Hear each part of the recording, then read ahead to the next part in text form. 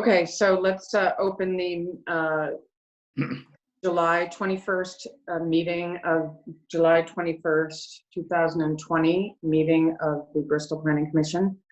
I don't have an agenda, so, but I looked at it. We're going to, first, does anyone have any additions to the agenda or any changes? Okay, great. And was everybody, I was not able, did anybody have any comments on the minutes? I think the minutes need to be adjusted and I actually didn't get to that. So I'd like to put that off. If anyone else has any feelings about that, let me know. Because it got a little confusing and loud at the end, and I didn't, unless, Bill, did you make any changes to the minutes? No, you're muted because I asked you to be muted, I know that. I sent them out to everybody. Right. I think we just needed to add that, the piece about Adam's memo that wasn't on there, so I still need to do that. So why don't we wait and approve them next time, if people are okay with that? Sure. Okay. All right, so I did, last time I had trouble hearing, and just in terms of, and I think the internet service was bad last time for some reason. It seemed like other people were having trouble. So I need to be more careful about muting myself, and we just need to be more careful about that. So, especially when we're making important motions. So that's basically it. We need to know what we're saying so we can write it down correctly and get it recorded correctly. Okay, so I wanted just to touch base again on the Unified Development Regs. We have, that document has been sent out to all the adjoining towns, and I'm finding out, I don't know if the select board has it yet, but I'd like to get it to them before our public hearing on that. And then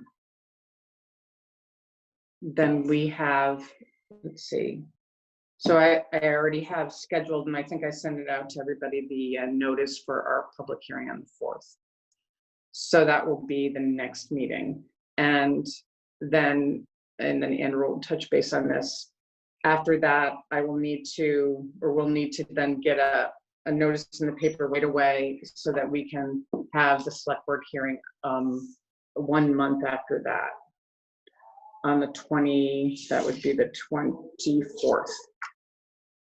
No, that's not a month, that's 2 weeks. So, approximately 2 weeks. It has to be warned for 15 days. So it's a little more than 2 weeks. Okay. So let me just clarify. So August 4th is the public meeting, and then when is the next one is what?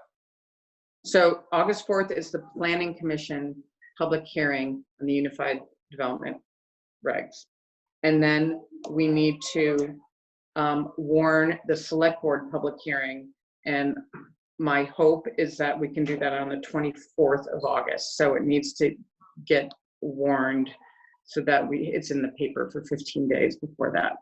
So I think the select board, that's the 24th of August. And this will be for, yeah, that's not definite yet. We have to, our public hearing has to go smoothly, and we need to be able to move it forward. So that would be the soonest we could do it. We have to get a notice in the paper by the 6th. So basically I have to have it ready to go, the notice, on the 3rd, which is before our public hearing. But then we just, if for some reason we're not going to do it, they won't publish it. So on the 24th, this is for ratification or not ratification of the Uniform Development Regs. Well, the select board, then we'd have a public hearing, and then after that, the select board has to adopt it. And then it needs to go so that it will get on the ballot in November. In November.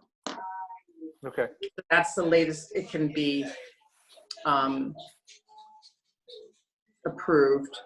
to get on the ballot.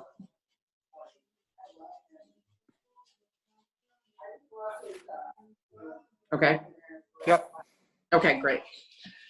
So I'm going to hand it over to Andrew now and forever. No, just for the rest of Not the night. forever. So, and unfortunately, we didn't get Lloyd back. Yeah, hopefully he will Yeah. come back around. So Okay, I am going to do a share screen just so we can be looking at the same calendar, which is mostly what Katie just said.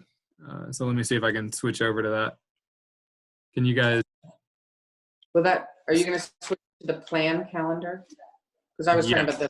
Okay, so Right. it's a, So see, can you guys see the Word document here, the timeline? Yep. I'll zoom in so it's a little easier. So this is basically how the UDR and plan approvals fit together. So we're be sort of bouncing back and forth a little bit. So basically this meeting, we want to knock out the last couple of sections of the plan. Then on the 4th, we have the public hearing for the development, unified development regulations.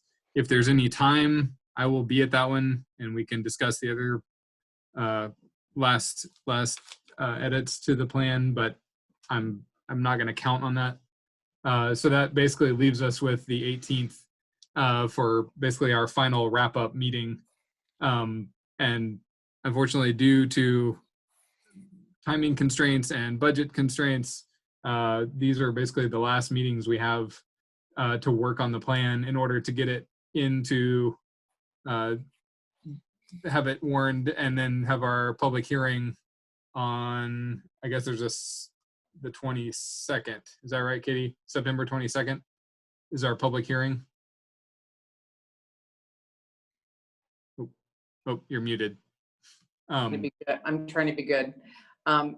Yes, that would be our first planning commission, or we only do one. That would be our planning commission public hearing. Right. And with the plan, there's a 30-day period instead of 15. So it's a longer, right. just takes longer to get through everything. And the select board has 2 hearings.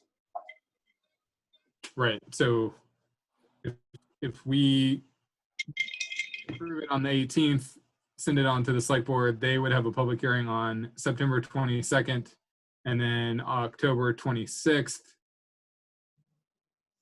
Is that right? Yeah. Sorry, our public hearing is the 22nd. Then the select board is the October 26th and November 23rd. So you can see how having those 30-day increments pushes things out.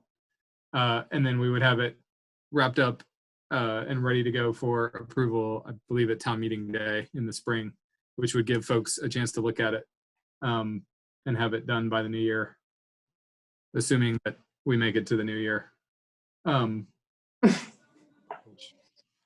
At this point, I'm giving about a 50-50 shot.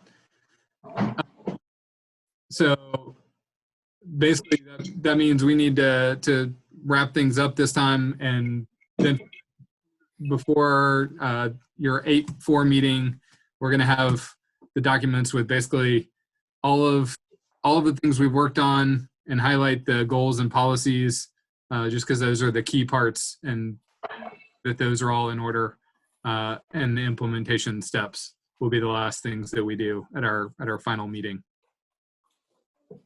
And we'll get those sent out a week beforehand so everyone can look at it. If there, oh, I heard a. Yeah, this is Lloyd. Hey. I lost it on the computer. I got it on the phone. We're glad to have you back. Great. Sorry about that, Lloyd. Yeah. Lloyd, we're just talking through timelines and making sure we're all on the same page. I'm going to unshare. So, oh, I can hear you. I see you have a phone symbol. this meeting, and then if we need to touch base on the 4th after the public hearing on the zoning unified development regulations, and then wrap up the plan on August 18th. Okay. Okay. I have Sounds good. some serious concerns about that schedule. If you look at the meatball chart we did a few weeks ago, and we haven't done anything appreciably on the plan since then, there's still an awful lot of incomplete work. And to the best of my knowledge, there's no central repository, so we can even, or at least I can even have a sense of where we're at with the revisions in the previous discussions. Say nothing about pulling this thing together in basically one meeting so that we can come to consensus on it. Well, we can post all that. I can post all that this week so everyone has it, and all the changes that we've made, and get them up just to give a few weeks of extra time. Yeah. But at some point, basically, we're going to have to hand off a draft. The regional planning is going to hand off the draft to you, and if you want to make additional changes, then maybe something that's in the planning commission's court. But we can only basically spend through the end of the year on it.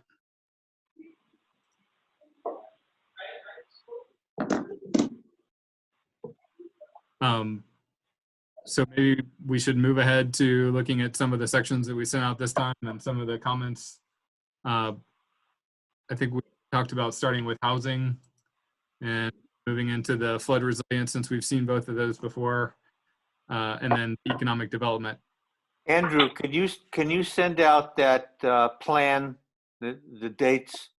Can you email that to me so I can get my Sure. notes right? Sure. Do you want me to do that right now, or do you want me? No, after the session. Okay. Thank you. I believe I sent, you should have it somewhere, but you can get it again. Yeah, I'll You can get resend. I'm pretty sure I sent that to everyone. Maybe I didn't. I did, okay. Okay. So Katie, do you want me to pull up the housing section on screen share and we go through it? Sure. Yeah, I don't have it. Okay. So let's see if I can manage this at the same time.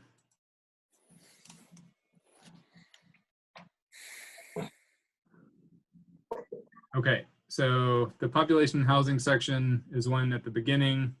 The draft that folks should have is the 7.7 version. And we updated some of the things we talked about, like the modeling, which is still pretty rough, but hopefully less confusing at this point.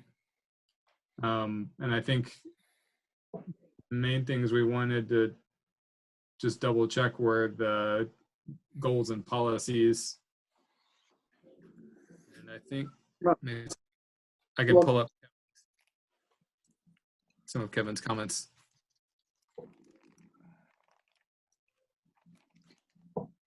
Andrew? Yep.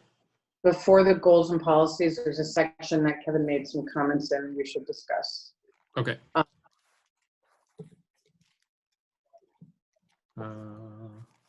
Was it the housing needs and concerns or further? Right here, yeah. Are his comments on here? They're not, but I think I can. Can you see that? Right.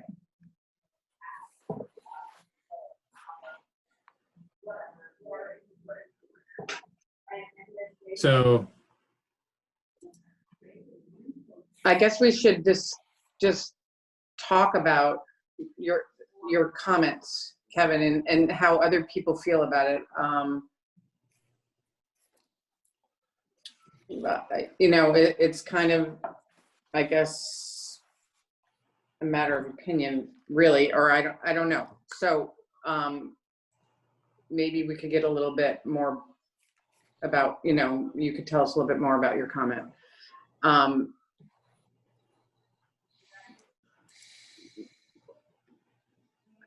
I mean, are you there?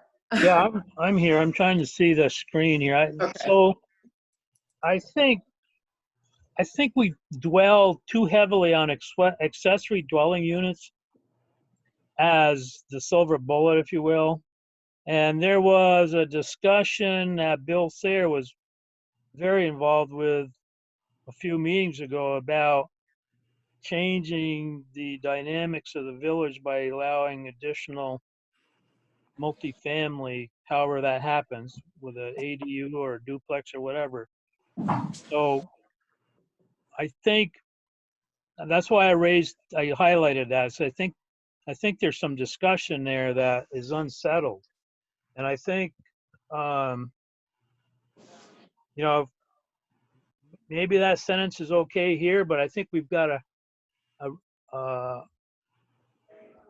a big discussion ahead of us is how we deal with it and affect that. I would like to make one comment about that. Or, I mean, I feel very strongly about that.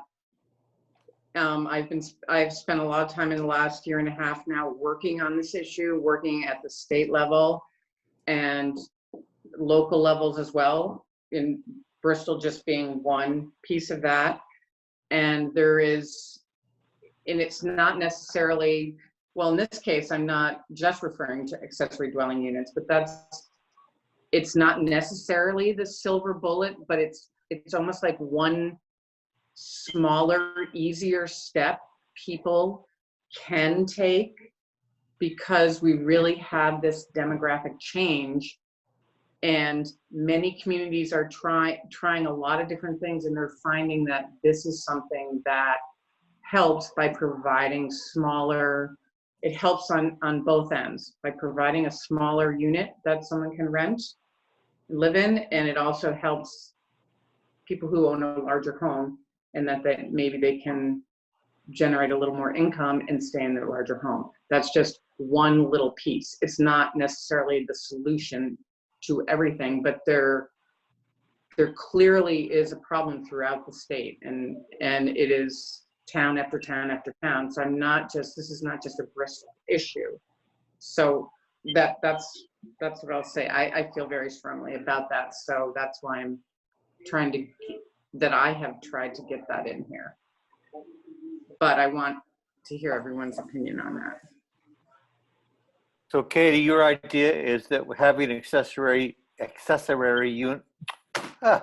dwelling units increases the possibility for more housing. Is that correct? That's your idea. It's not my idea. It's something that's been in the books, been in plans. People have been working towards it for a long time. If you look at any of the literature, any of the writing about housing across the state, this is what people are talking about. No, I'm not questioning that. Right. I'm just, your idea behind it is that by putting that in, it gives the idea that we're trying to increase the amount of housing available. Appropriate housing. Okay. Not necessarily the amount. I mean, but yes, it would. But basically we have smaller family groups. That is a known thing. And so people need to live in smaller places, and housing is very expensive. A single family home, standalone single family home, is very expensive for a couple starting out or an older couple. Yes, so that's my point. Well, I agree with it. I agree with your point. Can I say something on this? Mm-hmm. I see this all the time because, I have an apartment above my garage, which I don't rent out because I keep it for family and friends. And just this week, and it happens frequently, people I've never even met ring my doorbell or send me an email saying, and it's usually a young couple or a single parent with a child or two child, can I rent your apartment? Would you like to rent your apartment? So there's obviously people who want to live in the village can't afford a large house and want something that's affordable. And this would be I don't even know if it's permitted, right? I didn't build it. So I have no idea what its status is, but I'm not renting it.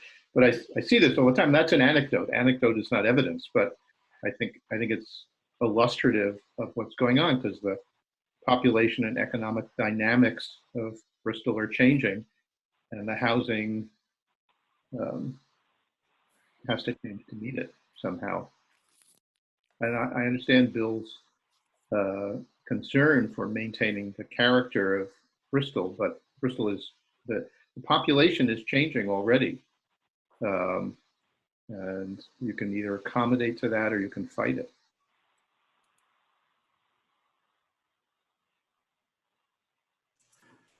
So is there a way we can tweak that sentence, basically leave the tools in place? But I mean, for me, the "are needed" kind of begs the question of needed for what?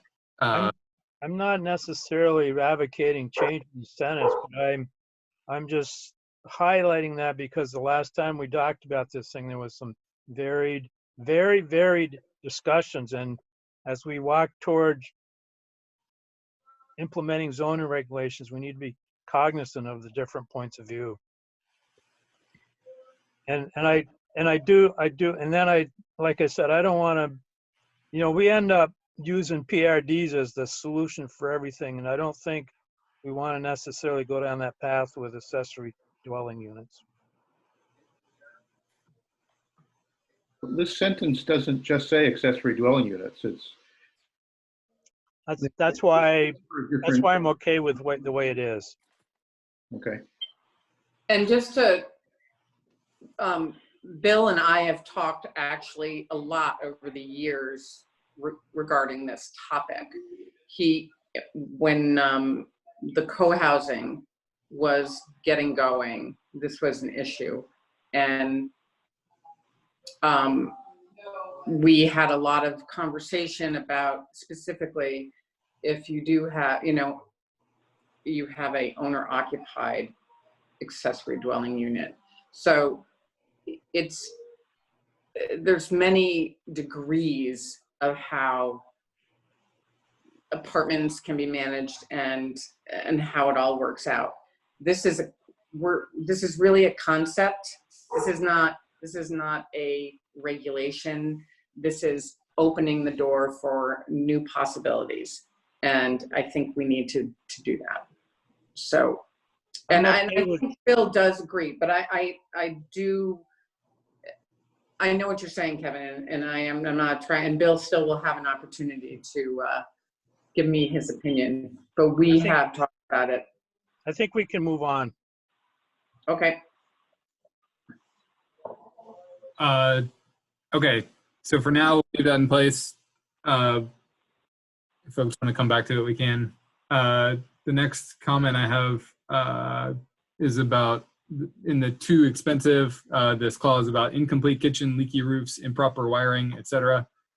I think those are just examples that probably we can get rid of if, I mean, they're sort of examples of substandard issues, but I think we can take that out of the sentence. And then Katie, I don't know if you had any comments about having oversight and enforcement of health and safety codes during the permit process, and that as a remedy for substandard living situations.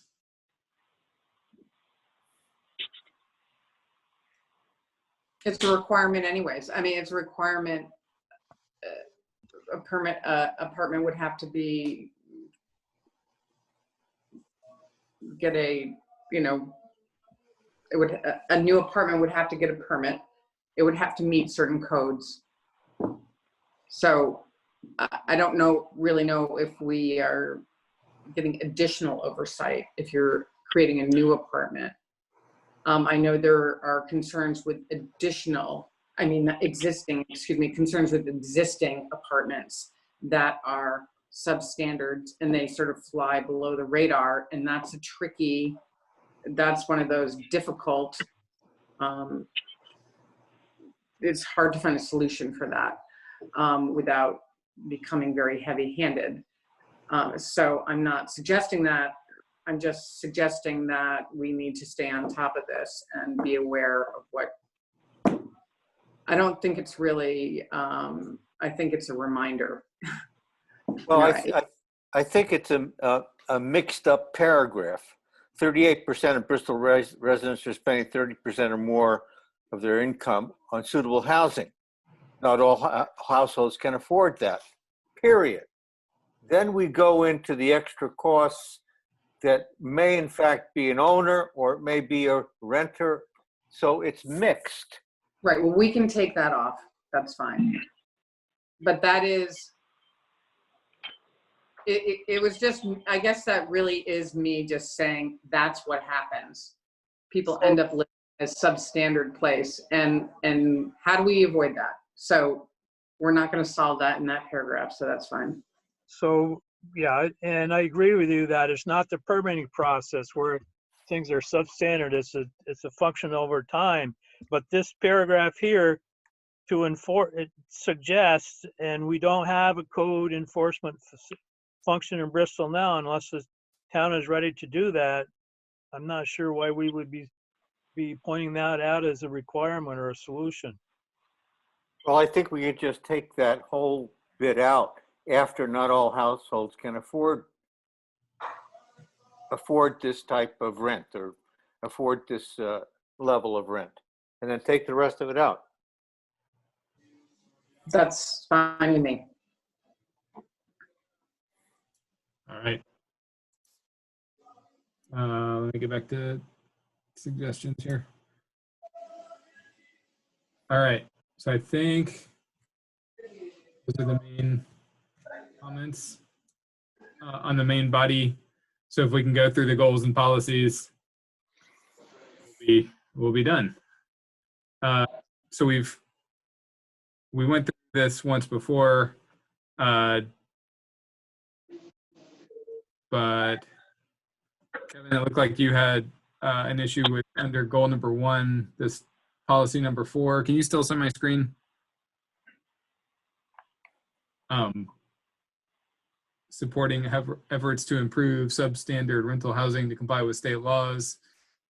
I mean, I think these are all of the basically support is advocating that if there are approaches that the town can do, like helping apply for grants or getting information to folks, that that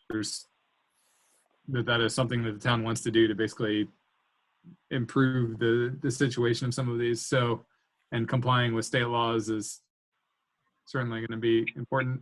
Well, it goes back to the whole concept that the town needs to be prepared to set up a code enforcement office based on that statement.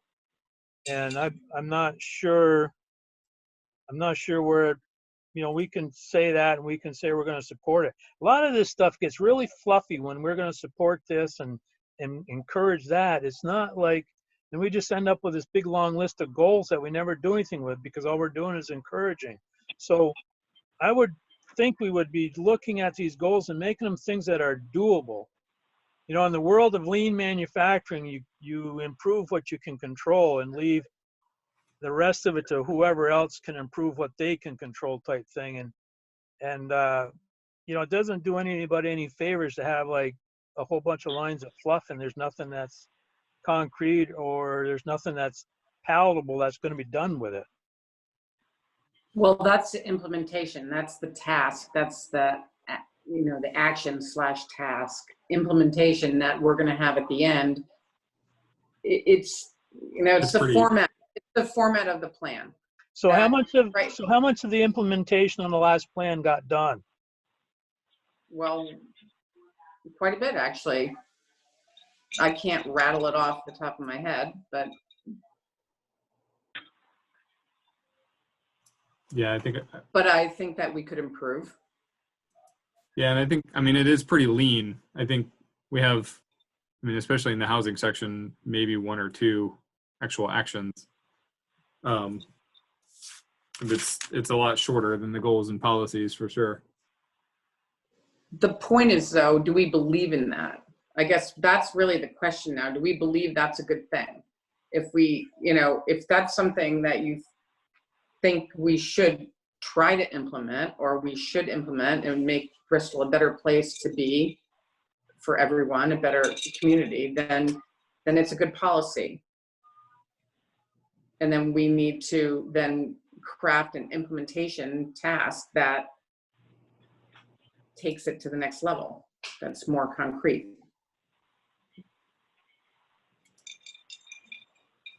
So, I mean, one way is to look at this goal 1, item 4 as aspirational, but I also see Kevin's point. Aspirational, great, but what actually happens here to implement the goals that we are setting out? Are they all aspirational, or in fact, is there some teeth here? So, And yeah, let's go over this. That's good. so this, we kind of talked about this early on, and then it's covered again in the implementation section. So the goals are meant to be sort of the long range, where we want to in 5 or 10 years. And then the policies are supposed to express this intent or their position, especially in any sort of Board of Adjustment or Act 250 proceedings. Those serve as sort of the basis of what the town wants. But the actions themselves, I can show you, because I was just looking at the implementation table. I'll pull it over. But the implementation for housing was basically 3 things: a plan for housing needs for the elderly. And Kevin, I don't know if any of these have been done, but just as a demonstration that this is a lot slimmer than the actual policies. Reviewing setbacks in certain districts and exploring possible locations for additional high density housing and lodging. So those are basically the 3 things that were assigned to the Planning Commission, and someone with more knowledge of the Planning Commission is gonna have to tell me whether those actually happened or whether they're going to be back on the docket for the next 5 years. So these policies are supposed to be intentional, and not saying that the Planning Commission or the Select Board is going to do something in the short term. But if there is an issue, then it's something that can be referred to. Or if there's a proposal, it comes up with funding for additional, assistance to make sure that housing is complying with state laws. I think whenever permits are issued or things, that should clearly be part of it, to make sure that places aren't going to burn down and aren't a health hazard. But I think it is intentionally somewhat vague as a supporting statement that the town does support that in general. Comment? I have some of the same reaction as Kevin to some of this stuff. There are a lot of encourages, which we can talk about later, but this particular one, supporting efforts to improve substandard rental housing, it doesn't call for the establishment of a code office. It's really, if everyone agrees substandard rental housing should be improved, seems sort of non-debatable. Then it's up to the select board to decide if there's a specific action they want to take. If they want to establish a code office, well, maybe, maybe not. Maybe there's some other mechanism. It doesn't call for a specific mechanism, and it seems like a perfectly reasonable idea to me. Is anyone in favor of substandard rental housing? No. So this one seems fine. There are some other ones I have some issues with, but this one seems fine to me.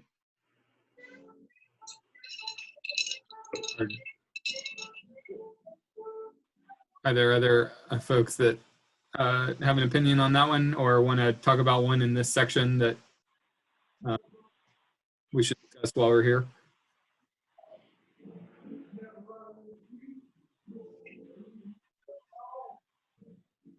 I know it looks like Devin was suggesting maybe rewording this to include some of those other options that we talked about in the previous section would be good on number 5.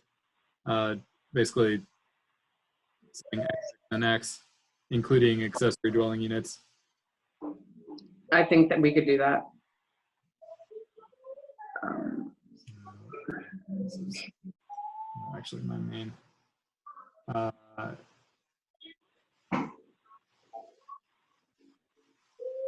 like accessory dwelling units, duplexes, and multifamily units as potential options.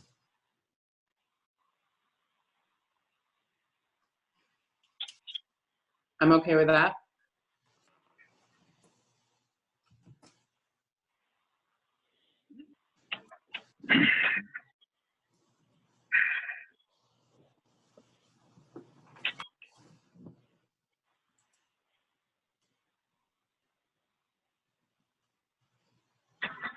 Folks okay with changing it basically to include those accessory dwelling units, the duplexes, and multifamily units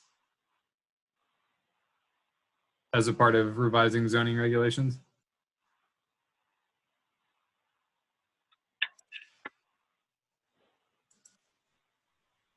All right. If we keep moving along to policies under goal number 2, or ensuring that Bristol's housing stock provides for all segments of the community.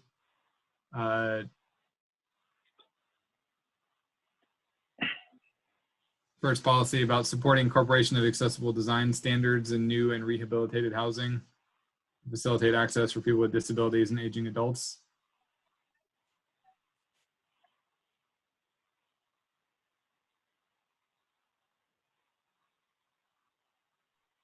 Any? Well, once again, I think that is something that I believe in. This is not a mandate. This is something that I would think the town would support, especially since our population is aging. And so that's why I think it's important to be there. I agree.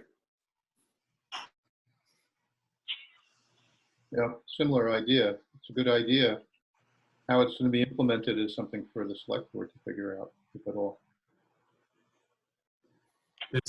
This plan for the development of elder housing, I'm pretty sure has been carried over since the last plan.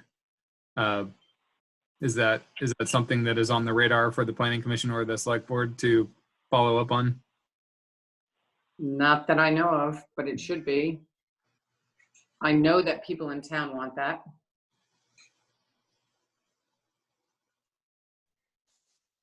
Okay. I'm going to mute myself. Please don't. Unless there's music playing in the background, and then do. And then it may be that combining these last two, since they're pretty similar, would make sense. I mean, I think the rental assistance programs are generally at the state level or nonprofits providing grants, and the support is a general sort of lending support, not necessarily financial. So I guess like on this one here, I understand the support business, but how does the town, or how do we recommend to the town to do this? Is there some function that needs to come in, and like when you get a zoning permit, you know, Chris Purley's got this whole file of pamphlets to hand people about all this stuff, or how's it done now, or how should it be done? And instead of just saying support it, it just is one of those things that gets brushed over, and oh yeah, that's fine, you know. I mean, that's more of a, I guess, provide information than a support. Are there folks who would want to rephrase those or have a problem with combining them into one policy? All right, I'm unmuted again.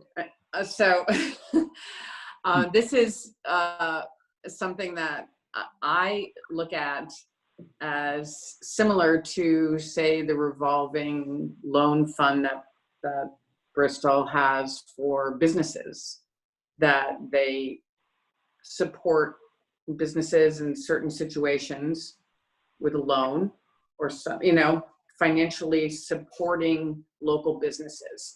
So it's a different time now, and housing is a big issue. This idea has been used in a lot of different communities. I don't know exactly how it's done or who does it, but that would be an implementation. So I think it's a concept, or once again, something that I think is an idea that could be helpful for people. I think we could combine it because they're similar, but it's not, once again, a mandate or a commitment. It's an idea. Would something like explore be a better verb for Sure. that than support? I'm okay with that. Or is that too action oriented?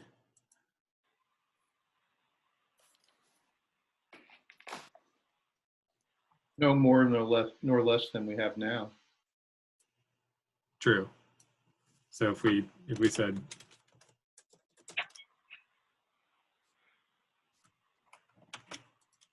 explore rental assistance programs for lower income households and first time home buyers. As for home buyers, it's not rental assistance. That's a good point.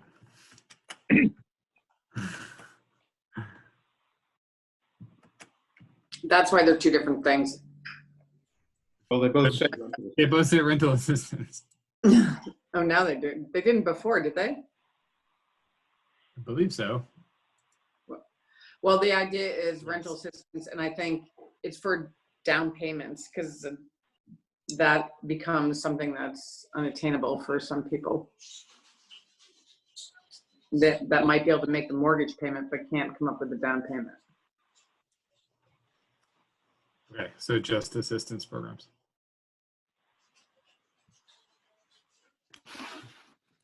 Do folks have other comments on these?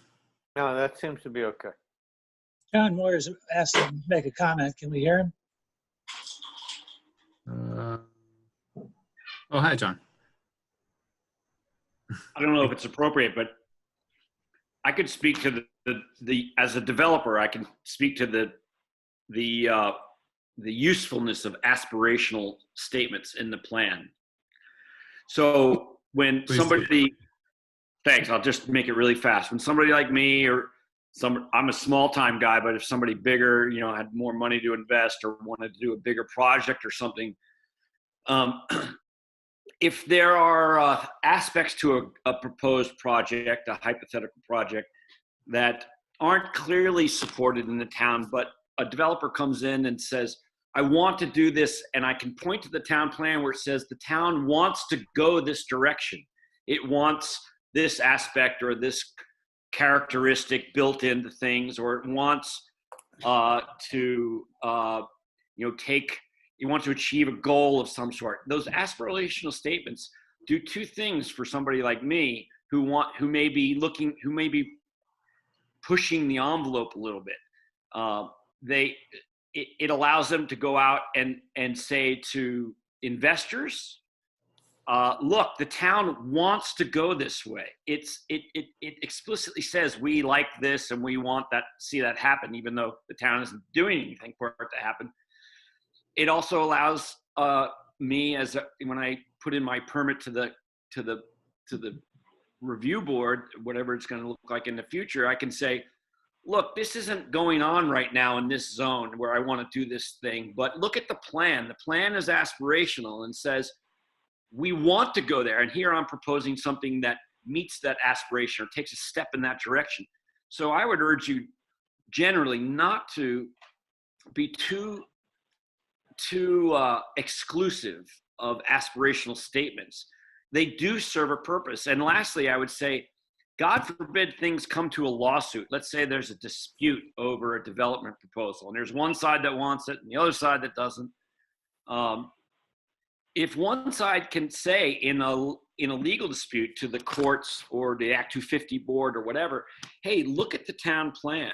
Here's this aspiration that they want, and the project that I want is going that way, or the project I don't want, is going the opposite way of that aspiration. That becomes very tangible and very real in those several circumstances.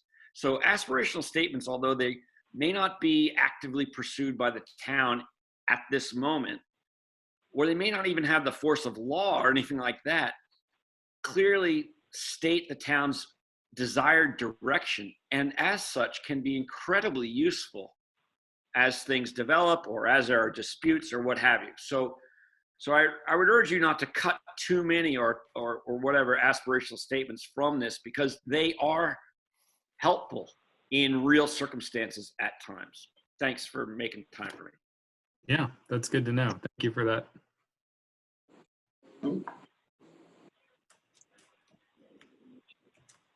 Thank you, John. That was good. I appreciate it. Are folks okay with exploring assistance programs in terms of rental assistance for lower income households and for first time home buyers and leaving those in? And are there any other sort of aspirational policies to change? Oh, I heard a Yeah, sounds okay to me. okay. Let me pull Kevin's up again. So, a couple questions under goal number 3. Kevin, do you still want to talk about some of the restoration and development of vacant or underused buildings? I'm okay. I'm okay with the statement. I guess I'm more concerned about how we implement that in zoning. And maybe it's not worth discussing here. Yeah, I don't know if it is addressed other than trying to streamline the process for vacant buildings. I'll just make a comment. It's in terms of zoning, it's more of a use, being more flexible with uses, I think, allowing housing, say in an old mill building, or so it's that sort of thing that in some communities get caught up. They can't do that.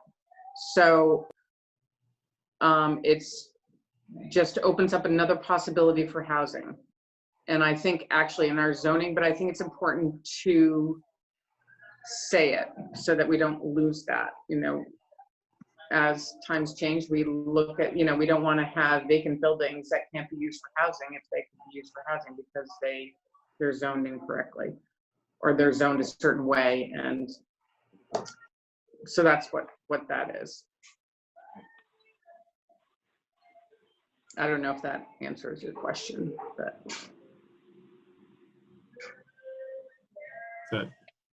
Or concern.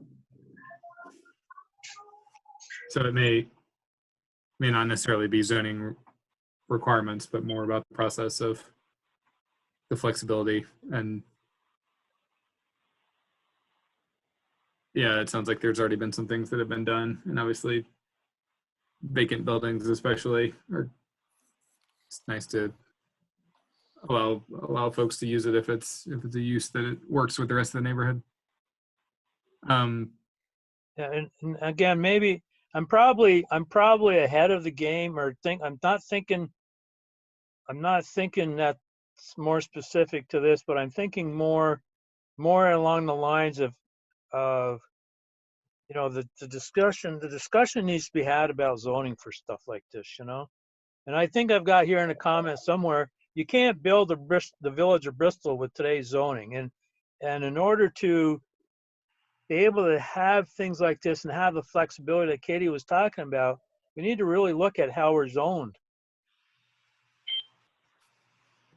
I don't know. I have to disagree with that because Katie brought up the point that taking an old building and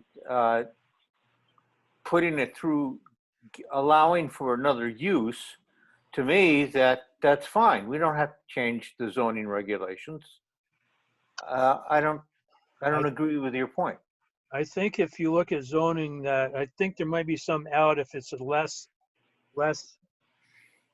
less use or less offensive use or whatever you want to call it, but you can't take a building in an industrial setting and make it into housing just because you want to make it residential. So I think we need to be really careful about that and make sure we've got the flexibility in the zoning regs when we look at them.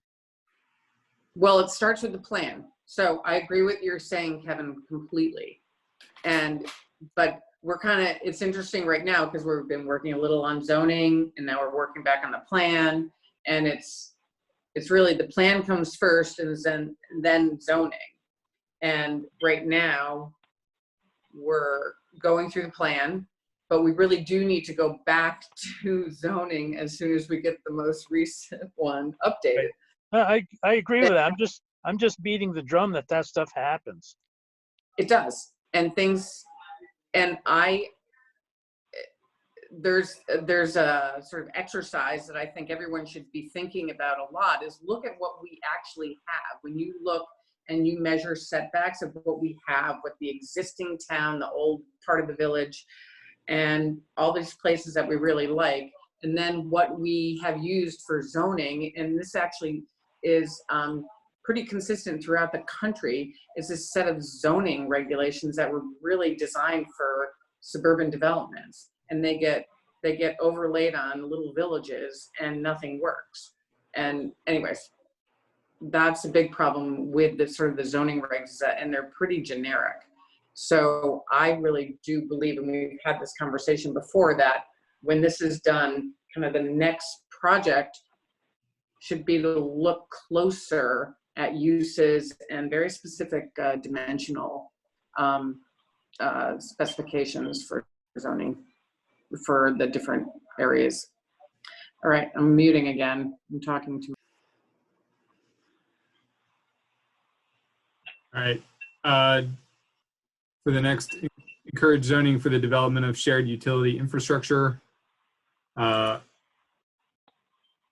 said, can you already do this per state regs, and does it have to be zoning?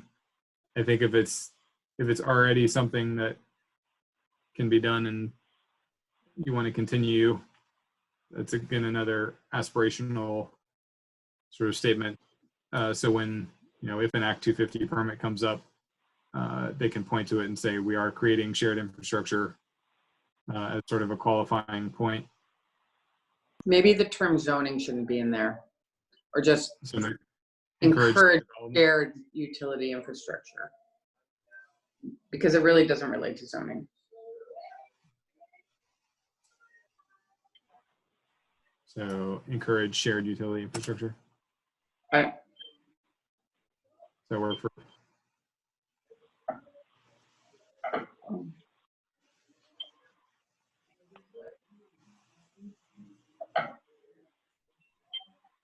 Do we need that second sentence, or can we eliminate one of those two? Because they're pretty similar.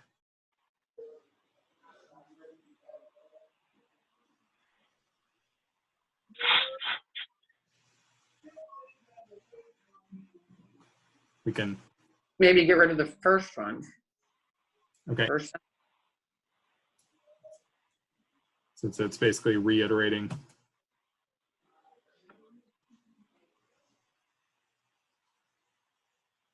Okay.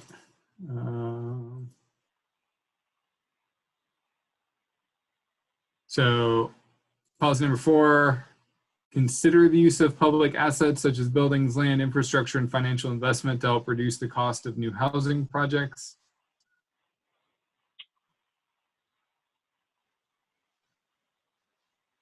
I think that's part of the consideration, Kevin, would be. Well, my concern there is that's private use of public properties. So I don't know, if why the town as a public entity should be supporting a private development with town property or buildings.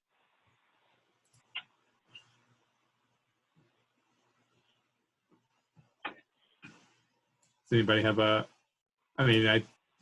think having that under consideration is basically leaving the door open for potentially selling them more. Yeah, the idea would be that you would sell it. I don't think that they would have. I would agree with that too. We should Yeah, go back on sure. the tax rolls.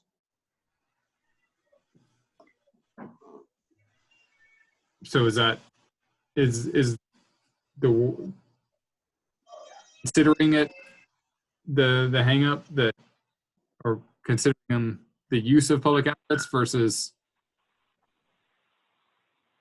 The idea behind that was if there's building or property that is perhaps not being utilized to its full extent, that it might be rented or you know, contributed to a project. It's again, one of these, as John said, aspirational ideas. You know, if it's not being used, it's an option. right?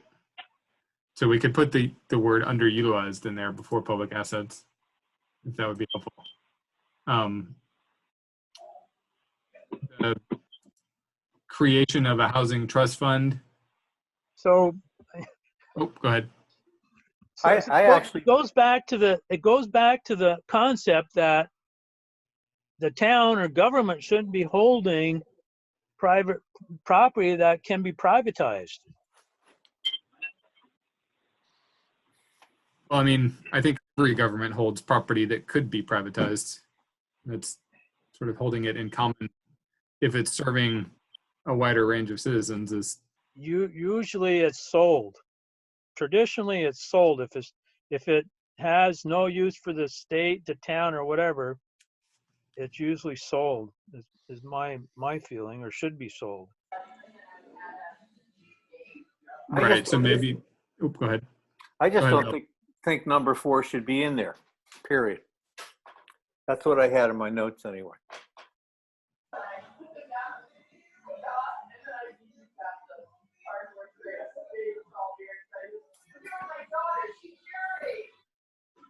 Anybody else want to weigh in, or should we do a quick hand vote? I have a little problem taking that out. Am I muted? No. Of course not. I just think it's incredibly nebulous. Together in You know, four? I just don't know what the hell it means. I think there's a lot of things together in 4. One is about using buildings, which is, an asset you could sell. Then it talks about using infrastructure. Infrastructure is not something you could sell, but I don't know exactly what it means. And then it talks about financial investment. So there's a bunch of different things here, and I'm not sure what they all mean. And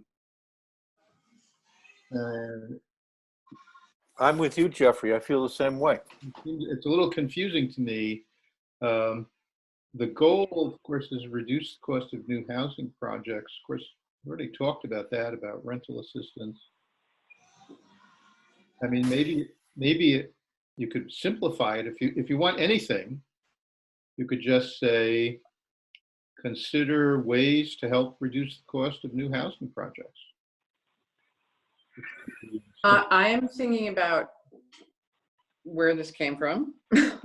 and it goes back to a lot of the work that I've done recently. And one of the projects that has been identified as a project that had this sort of public-private partnership is the Stony Hill project in Bristol, where, and I don't know all the specifics of it, but I know that no one's really giving anything away to anybody, but there's a sharing of infrastructure, going in on grants together to get it built. There's going to be a housing component there. The infrastructure is going to support that housing, water line, etc. So this is what I was trying to get at, is that if it's possible for the town and the community to benefit with a collaboration. And that's what I'm trying to get at. So So could we? I would be okay with that one if we took out buildings and land. That's fine. It's really the public-private partnership and collaboration, you know, so, So because, if we change, consider the use of public-private partnerships to help reduce the cost of new housing projects? Does that take out some of the contradictory parts? I think that's a good idea, though, because I think that's what you're asking for, really, is public-private partnership. State that directly. yeah, that's why I need you guys to, you know, set me straight. It's not a criticism. I know. I don't ever take anything personal. Your work is not criticism. What? I tell my students, editing your work is not a criticism. It's an attempt to improve it. Okay, that reads better. Number 4 reads better. Okay. So we'll take out the part about buildings and other infrastructure. So, and then number 5, creating a housing trust fund or exploring the creation of, or take that out. During COVID times, this is highly aspirational.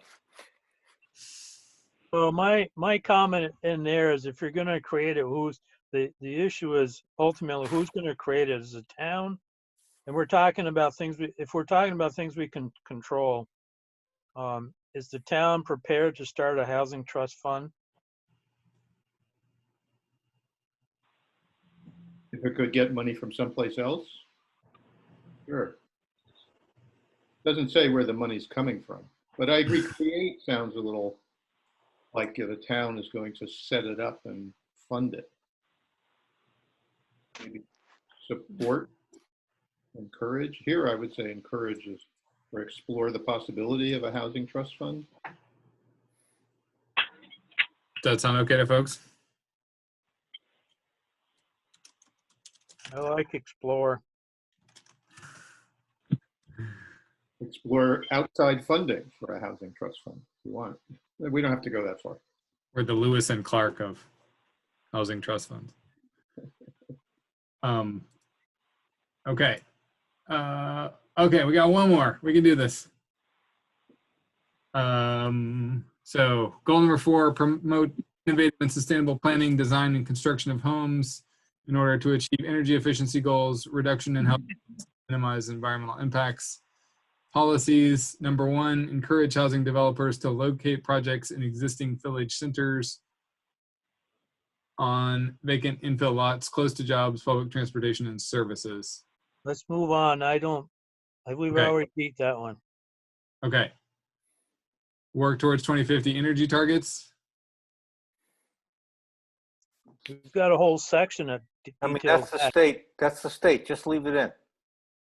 I mean, no controversy there. And then avoiding fragmentation of productive or ecologically important farm and forest lands. That ties into the forest fragmentation section. So basically planning new homes in areas planned for growth. Oh, that's going to be a heyday for the NIMBYs. Can we, so I think I can look at our forest fragmentation. I think we say reducing fragmentation instead of avoiding. I don't know if we mentioned farmland, but the reducing forest fragmentation is an explicit goal that we have to address. It's really just an encouragement to cluster growth, isn't it? Rather than spread it Yeah, out. the land unit development, the whole business. Yes, that's the thought. Okay, so if we change that to, is it okay as is, or do we want to make a change? It sounds okay.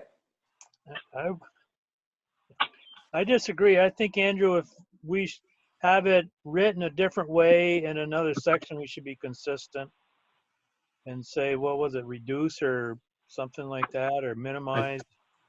Yeah, I will go back. I can I think it's reduce. I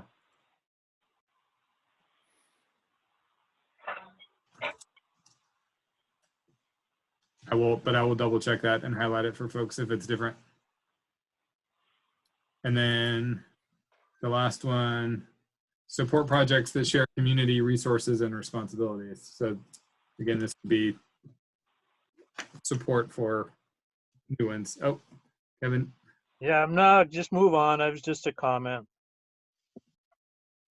All right. So I think we are now, that brings us all the way through the goals and policies for the housing population section. Are folks okay with moving on?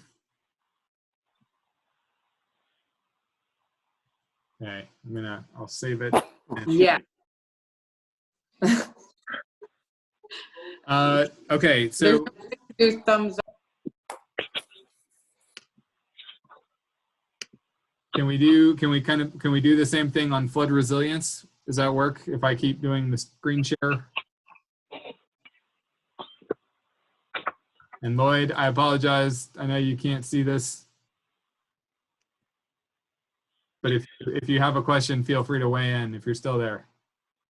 Yeah, I was wondering if you sent me another email of the agenda, maybe I could get back in. I seem to have lost the one I had, trying to find my way back. I can do that. I'll email it to you now, Lloyd. I just emailed one to Bill Sayre, actually, who is elsewhere. I'll do that. You're good. Good. Thank you.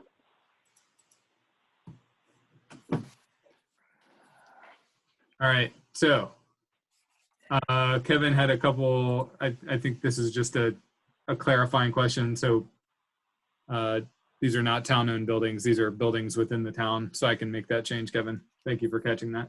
That is poorly worded.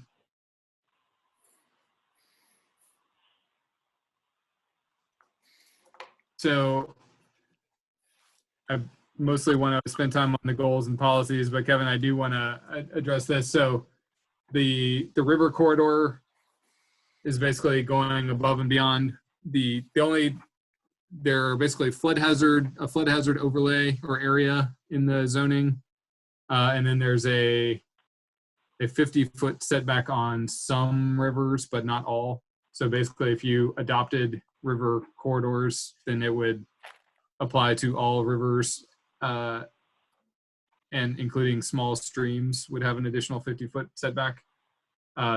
So one of the requirements for this flood resilience section is to address river corridors and have them on the maps. But since the town of Bristol has not adopted the river corridors, we wanted to make that clear. So that's fine, but are we in a position that we want to change setbacks on small streams and that sort of thing to 50 feet? I think by having to consider doing so, we're leaving the door open to that, but Do we even have to say we're going to consider it? Because if the select board chooses to do it, they don't have to have the plan tell them to consider it, do they?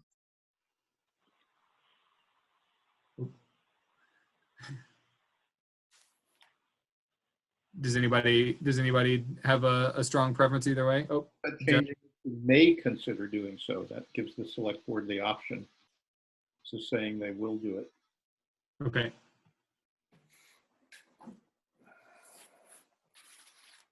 To my master copy here. Oh, no, I lost it. I think I'm zoomed in on the wrong version here.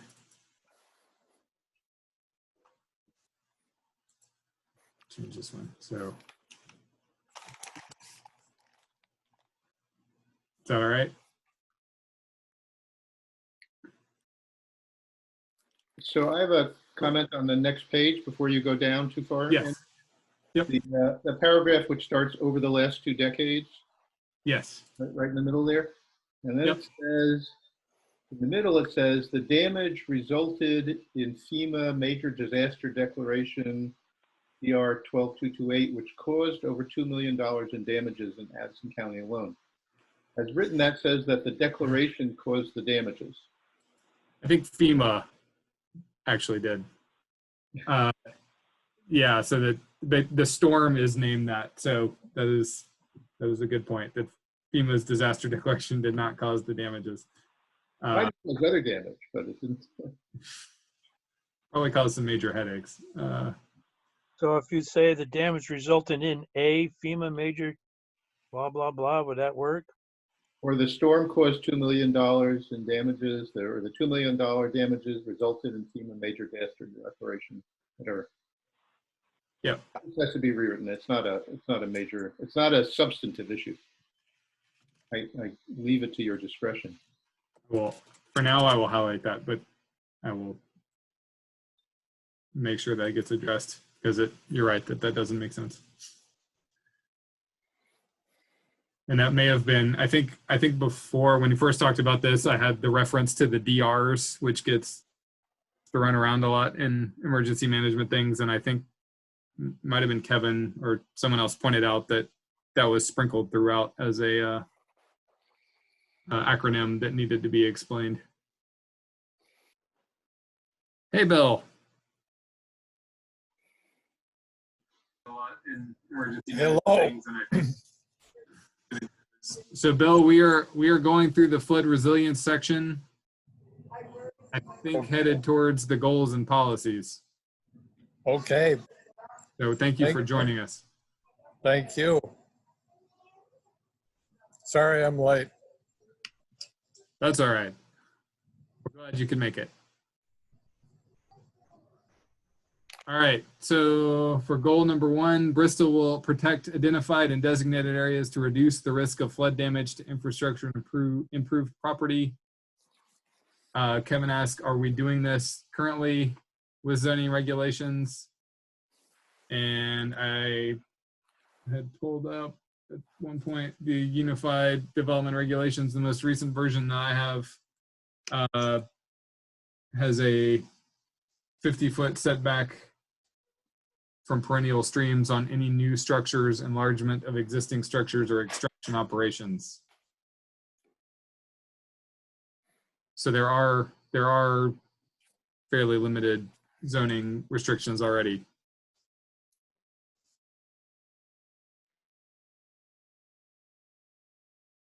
Get back to where you made that comment.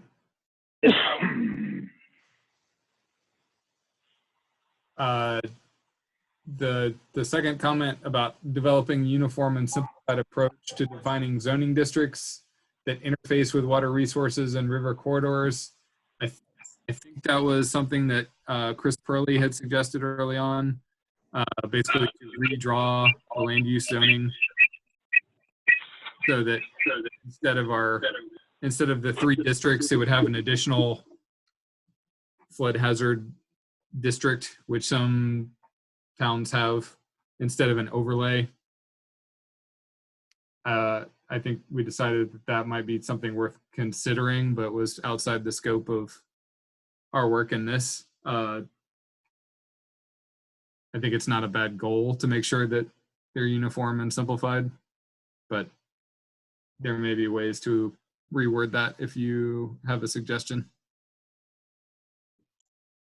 So if I understand all that, we would end up with a flood hazard zone, if you will, and it would encompass anything that's flood restricted today. Now, that would be a weird looking zone, though, I would imagine, right? Yeah, and the added complication, FEMA's in the process of updating those maps, because what we have right now are 1985 pretty terrible maps that have been digitized, and it would basically be a wavy corridor along the New Haven River that kind of ebbs and flows, and those maps are supposed to be updated within the next 5 years, in theory. So it'd be mostly, I mean, so I guess what I'm thinking about, it'd be mostly New Haven River. There wouldn't be necessarily any risk of spot zoning then? Well, I mean, yeah, so I don't think it counts as spot zoning just because it's something that's basically handed. This is the 100-year flood zone, and as an overlay, basically you hopefully are keeping the simplified districts underneath, but limiting. I mean, a lot of it is for flood insurance, where in theory you're supposed to get flood insurance within those areas. So it's, in terms of limiting additional development there, I don't think it would change the zoning to a great extent. Okay, thanks. Bill, I don't know if you can see my screen, but I'm trying to share the screen so folks can quite literally be on the same page. So if you have things you want to chime in, or if I'm skipping over things, let me know. Okay, thank you. Thank you.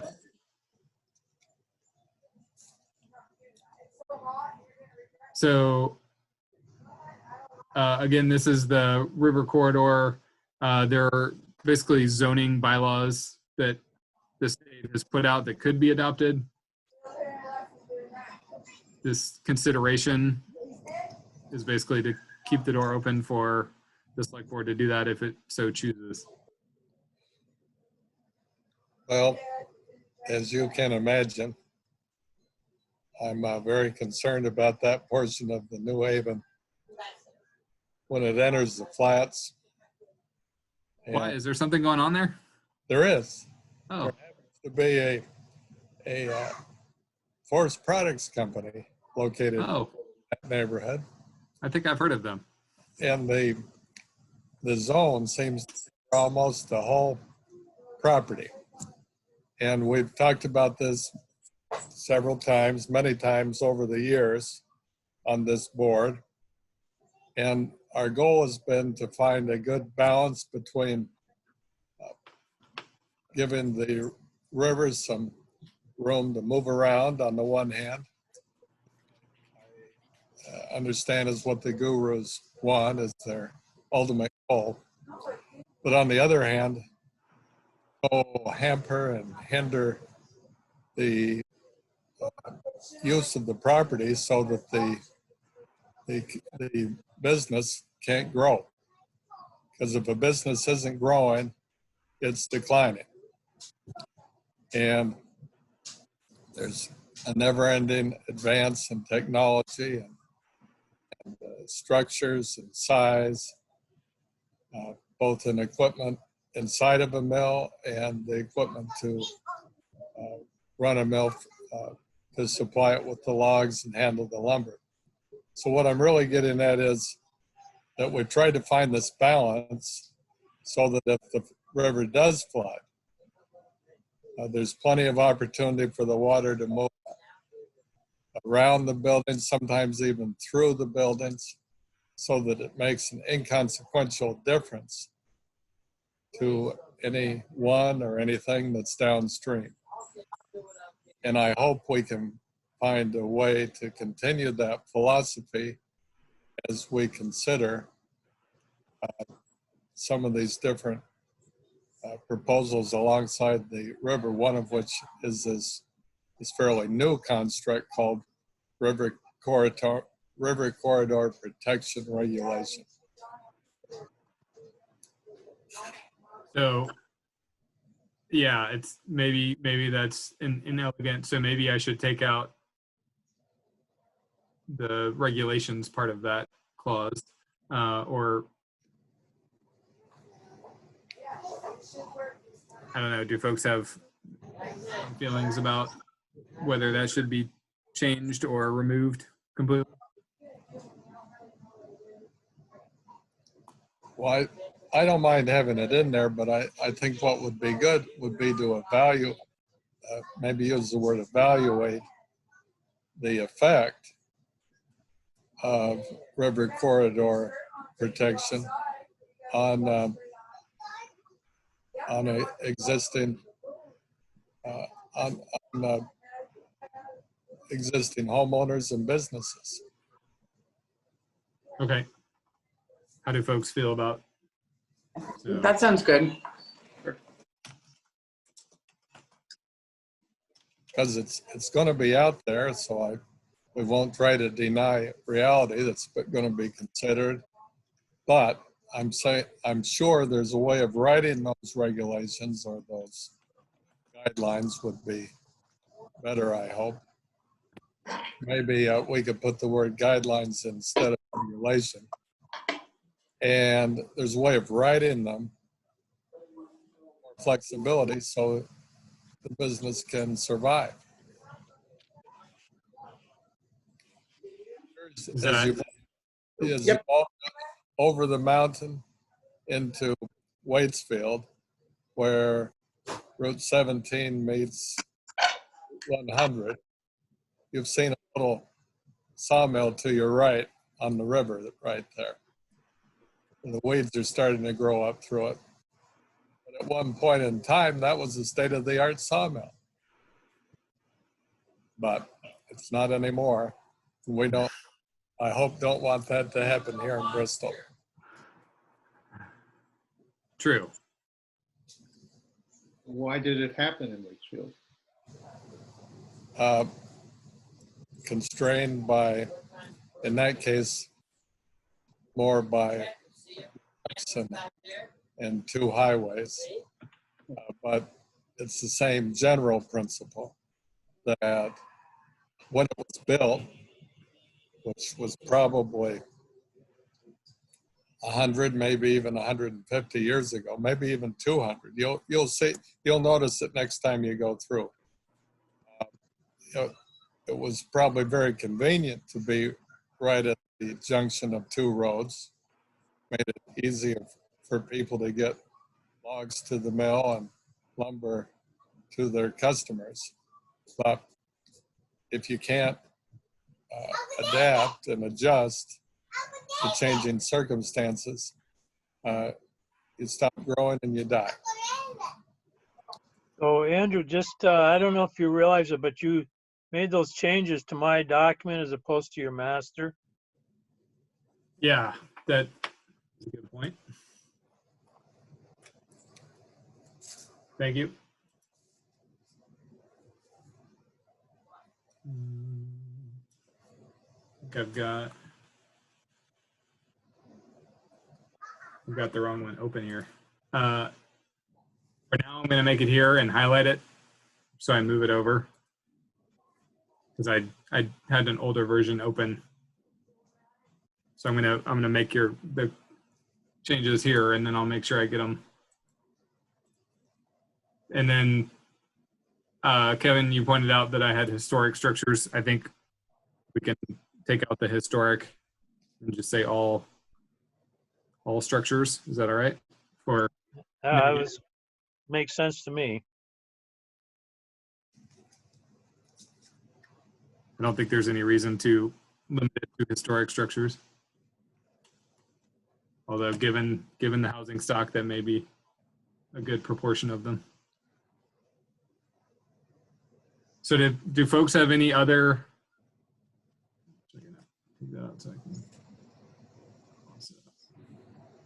Folks have other comments on goals and policies?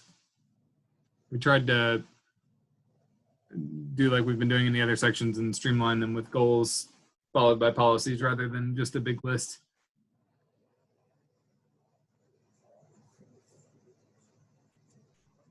All right, then I think we're closing in and can move to the economic development section. And I'm gonna do the same thing here where I pull up Kevin's because he's the one that sent me comments. And we can make sure we address those. There were a couple clarifying ones. Kevin, I think most of your stuff in the body of the text is right on and a pretty easy changes we can make. So if it's all right, we'll jump to the goals and policies. So for goal number 1, Bristol will attract and retain businesses that are consistent with the town's character to provide a balanced economic base while ensuring the economic stability of Bristol residents. I thought that that's subjective, so possibly rephrasing the town's character or defining if folks want to find a better way of describing what the character of Bristol is. I think Yeah. it's okay to be subjective, personally.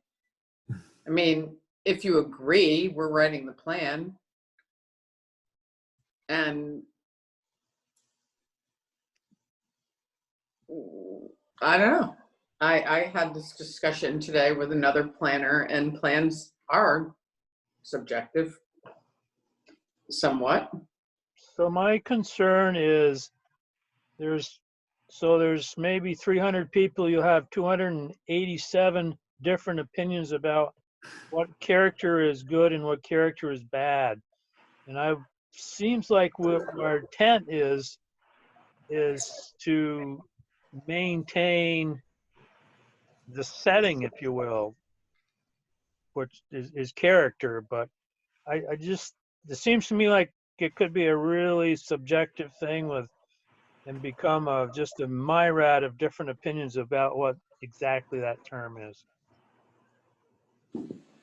How about compatible? Compatible with the town?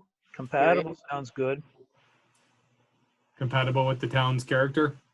Not character, just compatible with the town. And I get all these cookies later too. Compatible with the town's characters. Characters. Any of whom are here tonight. There you go. That's right.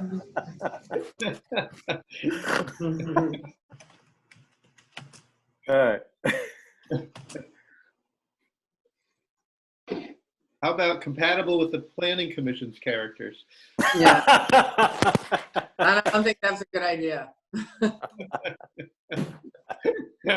I think I'm getting. Speaking for myself. Oh, God. Compatible with the town, okay with folks, or existing? Well, this kind of reminds me of a discussion we had either last time or the time before about the character of the village, which makes me favorably inclined to leaving character in there.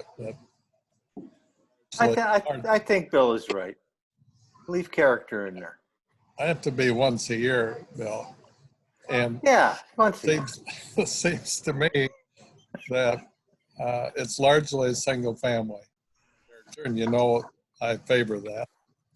And there are some multi-families scattered around. Some of them were divided before we had zoning. But I'd hate to see our character change a lot. Yeah, we don't want any steel mills in the center of town, you know?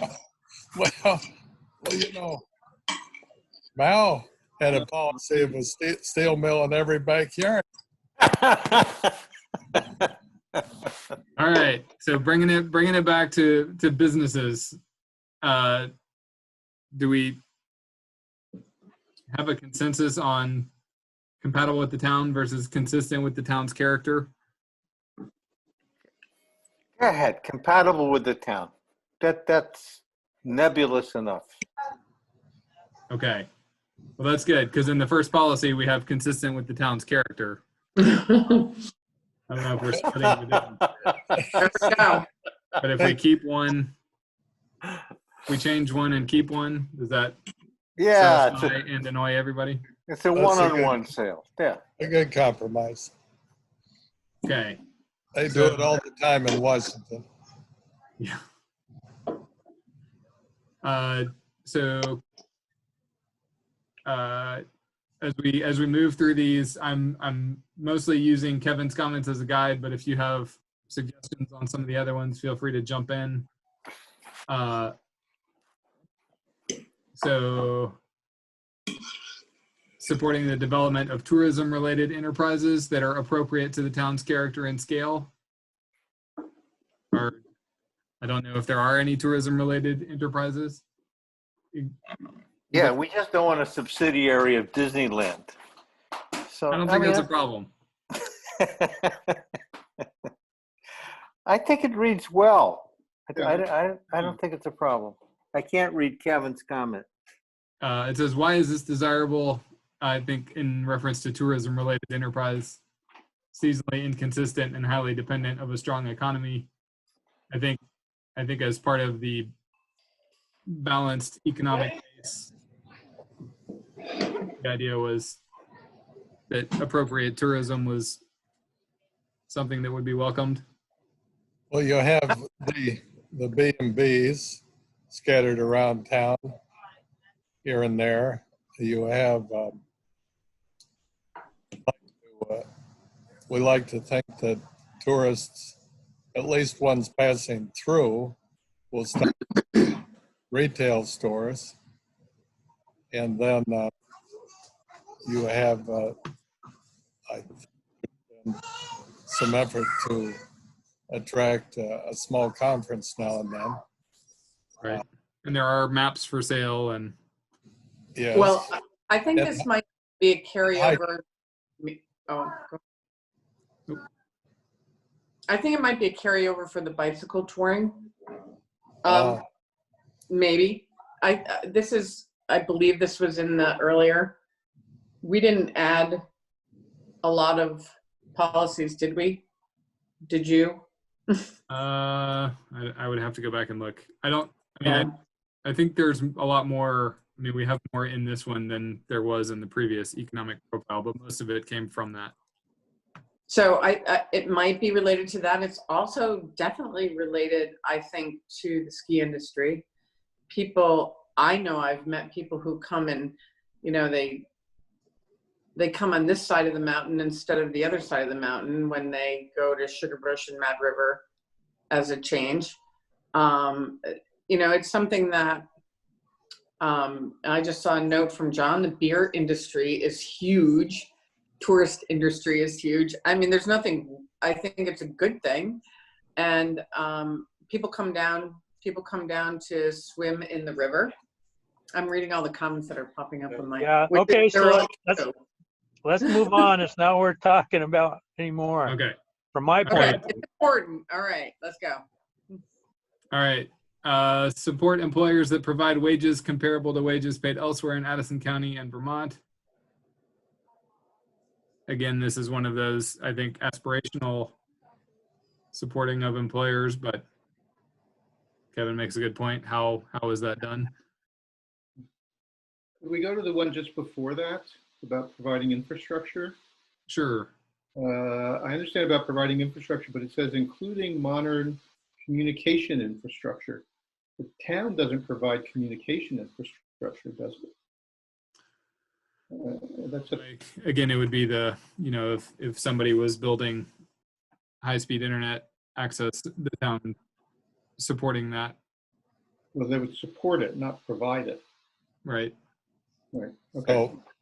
So maybe we modify the last half of that and add the word support. Support modern communication infrastructure. How about support infrastructure initiatives?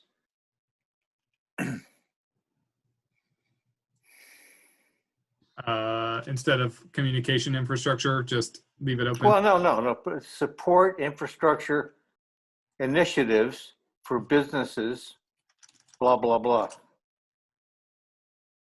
Okay.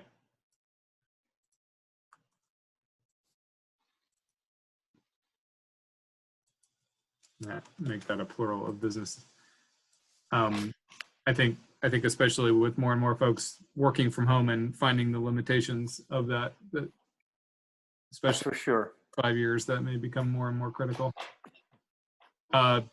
It's also a very big issue with having to, teach kids from home, if that's going to continue with remote learning and any kind of broadband. We just need to stay current with it. I think that's really the point. All right. So if folks are good with that one, we'll move back ahead to the one we started on. So supporting employers that provide comparable wages. Comment was made, living wage, which is important. Because a living wage means you can actually pay for housing. It doesn't matter if it's a living wage or a comparable wage. How are we going to encourage employers to take that cost burden on? What if we think about it, it's not so much we're encouraging employers, that we are more interested in having businesses come to Bristol that support, that provide living wages for their employees. So we want, that's different. So we want to hire, we don't want to encourage, in my mind, a dollar store versus a, perhaps another business that is going to provide living wages, benefits to their employees. But So I think Kevin is right on this. I mean, how do we have any say-so on what a company pays its employees? we don't, I think that the town can look to encouraging certain employers coming to town that they know take care of their employees. I guess So that's it's more of an attract than a support. All right. And I think John Moyers would like to make a comment. I would. Thank you for letting me. The Passtown plan and used the phrase living wage. I think the sentence was something like, want to attract and keep businesses that pay a living wage, or something to that effect. And Bill, with all due respect, you led the charge to strike the words living wage out of the plan, and that was successful in the past. The living wage is a defined thing, and we could all Google it, but basically it means that it's a wage that in the prevailing area, it takes into account the character of your area, what it takes to live. And yes, it is a little bit of jargon, but it has a definition and it means something real to people. Town is not going to pass any sort of ordinance that mandates a living wage be paid, but it does. It's a good thing that people can work a 40-hour week and earn enough to make a living and pay their bills, as opposed to having to have 2 or 3 jobs. And that's what a living wage is. It means you work 40 hours or whatever a normal person works, and you can support yourself and your family. And it is aspirational. This is not a mandate. If it's in the plan, it's an aspiration. But I would urge the board to consider putting the words living wage back in the plan where they were for 15 or 20 years.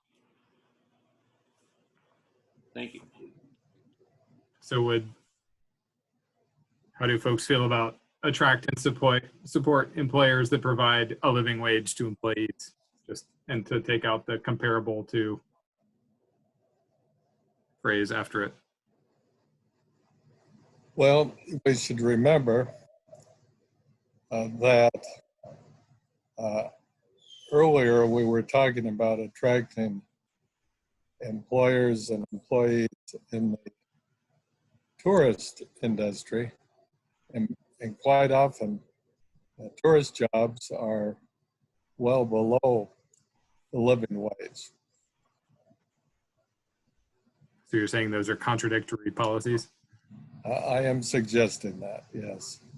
The other thing is, I think it's important to keep in mind that the statement comparable to wages elsewhere in Addison County, we need to also remain competitive.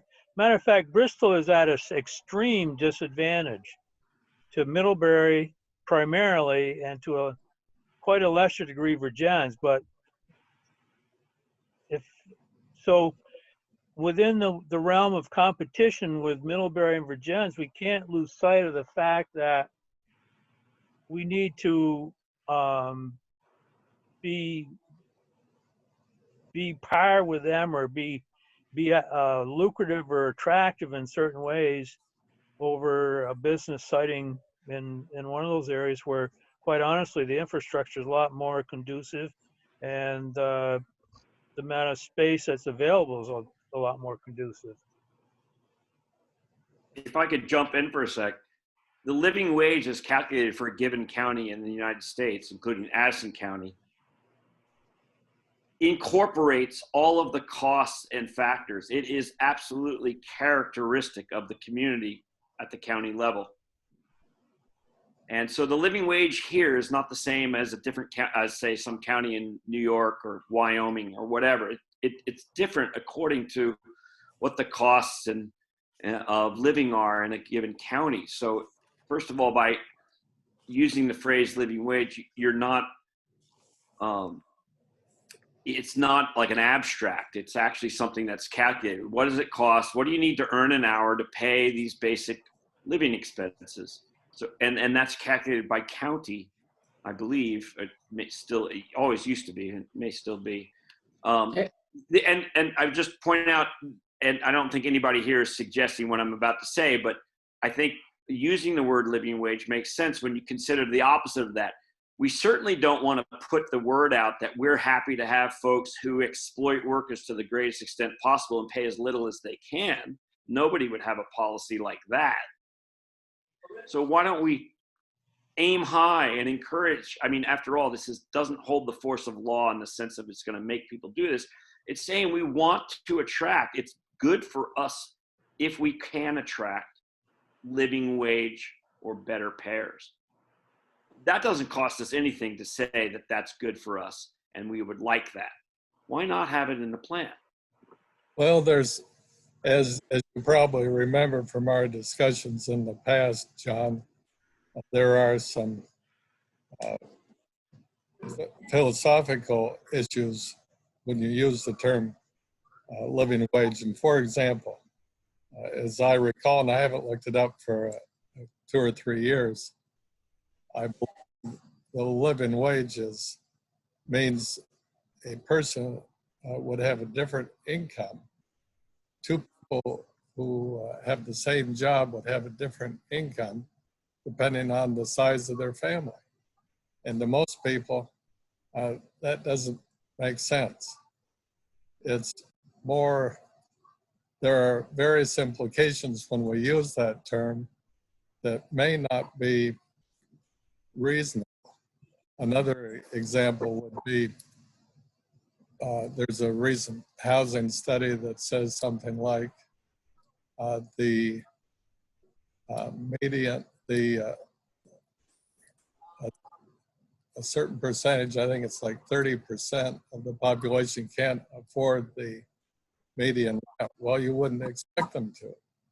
You would expect the median income to afford the median rent. And there's a whole host of issues embedded in the debates and discussions over living wage that make it much more complicated than you're suggesting, John. And the idea that I think is important is that we are competitive, as Kevin is suggesting, with other places in Addison County and even in Vermont, because some of us believe the best way to raise wages is not through some kind of a policy that would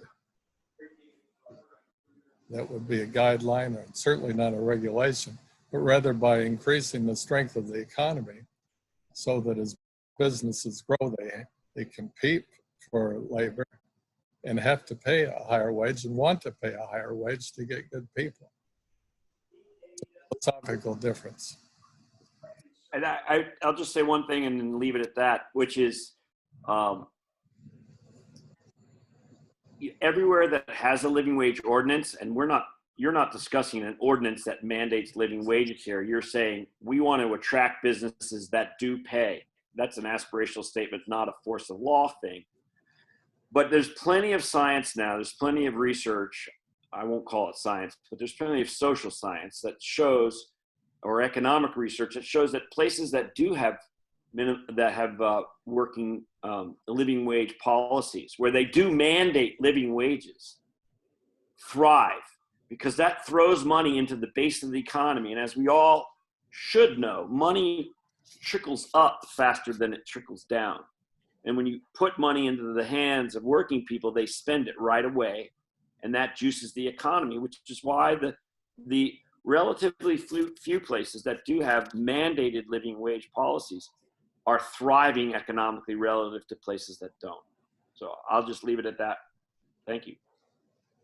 And I'll simply say there's definitely a difference of opinion as to what that research shows. All right. So Suggest a go ahead. slightly different approach. Instead of debating living wage, which we could do and so forth, that attempt to attract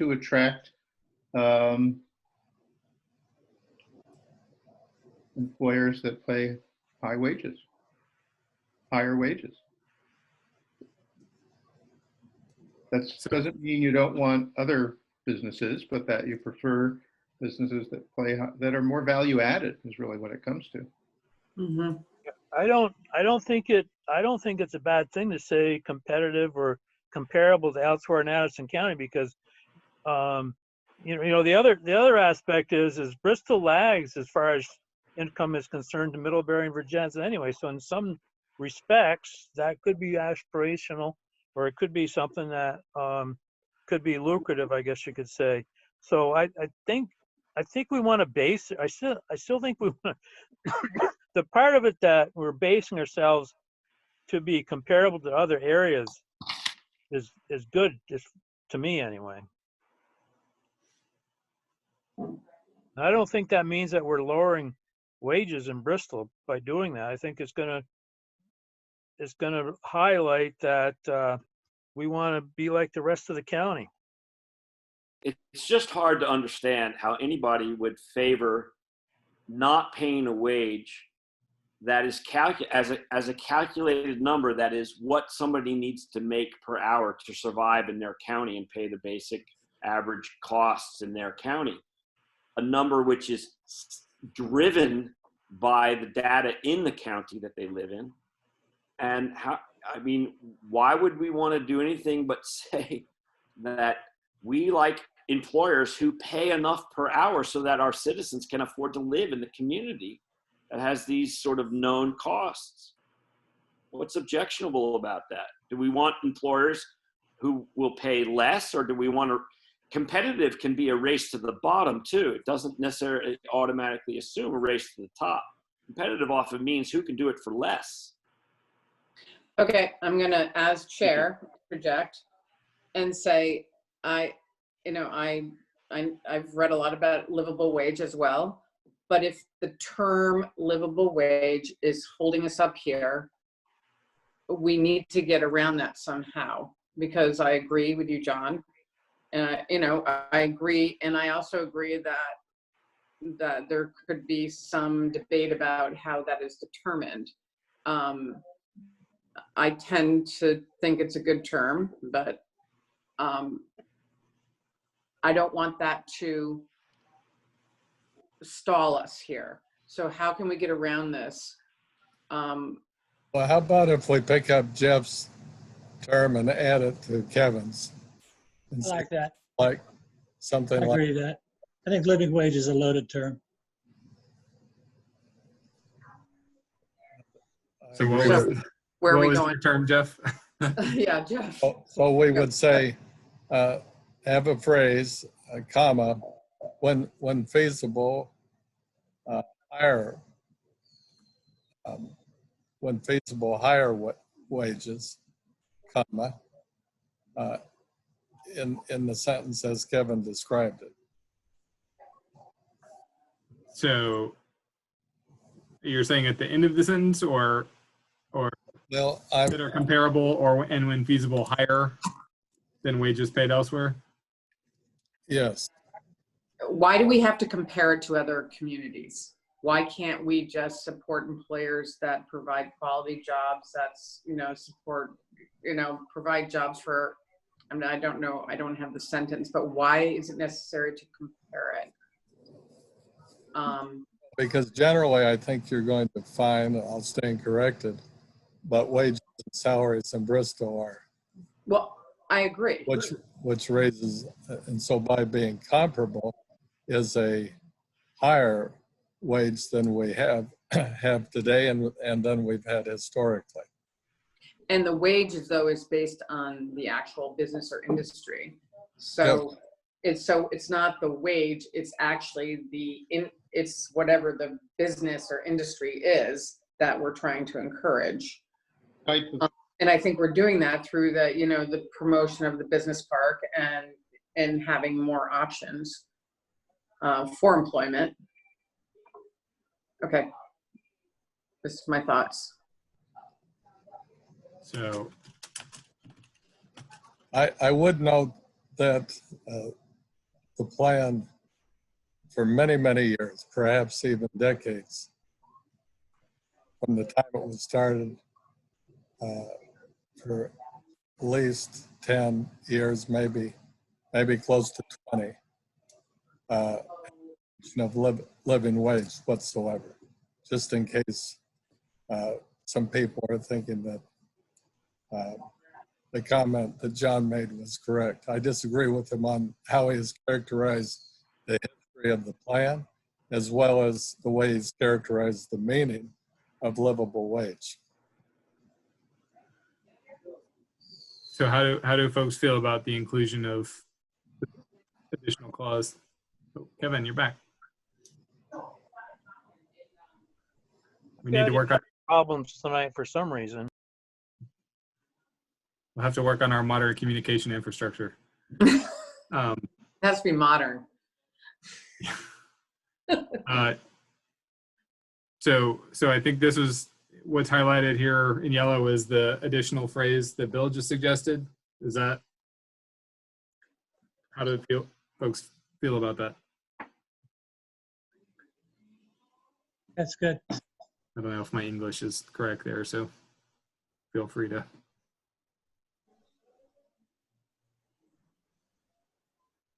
I agree with that.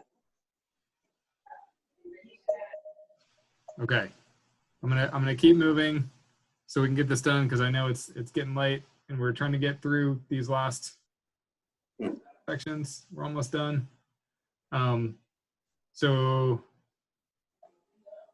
This last one, consider commercial building codes that would include specifications for energy efficiency and conservation.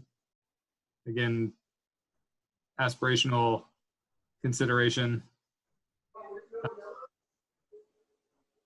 Isn't that already part of a builder's specifications? They do have to build to certain energy efficiency ratings. Why isn't that the case? Yes, it is. We don't need to have that in there. I'm sorry?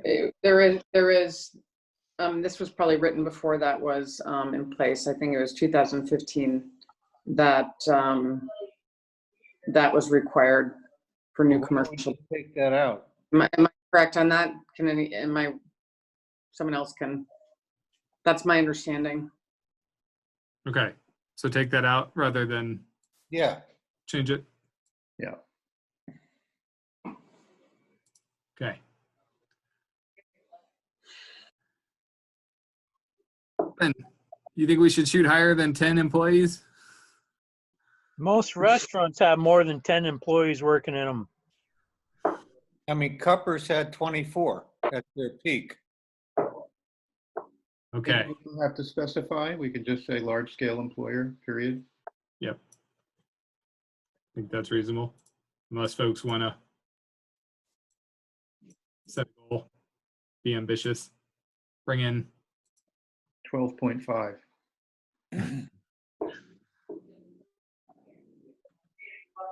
Okay, so for achieving 100% business occupancy and adding a net minimum of one large-scale employer, some of the steps: encouraging development of business and employment opportunities, encouraging citizens and town government to purchase goods and services from local businesses. I have a big problem with that one. Go ahead. I don't want the town telling me where I should spend my money. And the whole thing is very problematic. If the town needs a new tractor and it's $10,000 in Bristol, but it's $7,000 in Burlington, are we saying the town should spend the extra money? No, So what are we saying? I don't know, the town is gonna get the cheapest tractor. Right, so why are we saying it? Why are we telling I citizens? don't know where it came from, honestly. Okay, so drop The it. old one. Yeah, I would say drop it. Me too. Oh man, I was gonna go get my lumber from. No, well, it should be a free choice. Yeah. Freedom to choose. Well, if it's free, I'm definitely gonna get it there. Oh, easy now. All right. Say there's free lumber this week? Is that what I just heard? Who's Yeah, it was- started that rumor? It was fading in and out. That's what I heard. That's Oh. okay. I'll be down tomorrow. Oh my, It's still standing on the stump though. You gotta right, got to cut it pick down. your own kind of situation. But if as long as you're not flooded out because you're in the flood. Oh, right, right. Easy now, easy. That's right. Okay. Encouraging economic climate that retains and attracts businesses. Is that okay with some of our aspirational policies? Sure. I assume we don't want to drive them out. Sure, leave it in. Okay. And then Kevin says like natural gas for public improvement projects to promote economic development. You slipped that one in. Go for it, Kevin. Is that good the way that is for you? Well, I couldn't resist, but Middlebury's got it, Virginia's got it, and it's just another thing that puts us at a competitive economic disadvantage with attracting business. That's for the select board to decide what the projects are. Yeah, but I think that it potentially could be interpreted, I'd facilitating. love to comment on that if I could, just as somebody who's investing in that. I mean, this is public improvement projects that promote economic development. Is that what you're discussing, or? Yeah. The last one. Never mind. Thank you.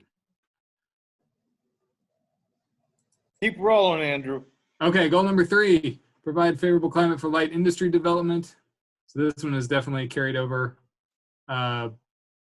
Encouraging appropriate light industry growth and light industry industrial park. I think those are already in the works.